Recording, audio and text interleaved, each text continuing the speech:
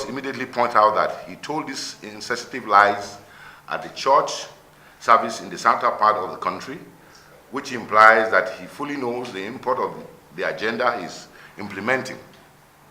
The first logical deduction is that he wants Christians to take up arms against Muslims by stoking the suspicion that adherents of the latter faith are out to annihilate the former. Secondly, he is pitching the South against the North, which will lead to a death match should Nigerians make the mistake of falling for the old weasel's antics. These concerns are not conjectures, neither are they out of proportion. Public discourse is in response to the outrage caused by Obasanjo is already polarized in such an ugly way that we should all be worried about what other damage he plans to inflict on the body politic of Nigeria, because he was not allowed to have his way like he used to. Opinion leaders of the Muslim faith from the north have spoken out to bash him for his lies, while their Christian counterparts and Southerners have for no reasons queued up behind Obasanjo. This is not the kind of country we want. We are aware that Obasanjo suffers from intermittent depression brought on by his wasted years in office as president that did not do enough to positively impact the life of Nigerians. His depression has been worsened by the direction and focus that President Muhammad Buhari has been able to show Nigerians, as opposed to the lost years that the country has under the People's Democratic Party. It is important that Nigerians do not allow Obasanjo to lead the country into crisis, which is his age-long ambition.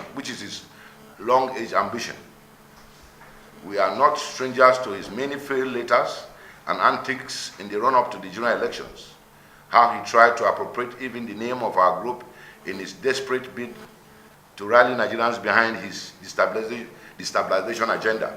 He took the majority of Nigerians to see through his. In terms of his alleged Islamization of the country, had Obasanjo done the right thing when he was in office?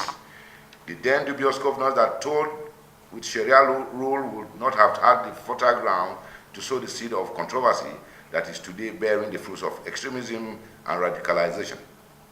He ignored them and allowed them to set the country on the tortuous path it today treads.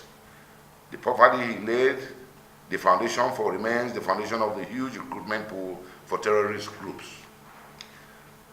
Obasanjo's megalomaniac tendencies that made him want to be seen as the president of West Africa through the instrumentality of ECOWAS made him to speed up the regional bodies' integration process at a pace that Nigeria was not yet socially engineered to cope with. Had he been allowed, he was on the way to accelerating the African Union integration at a similar destructive pace.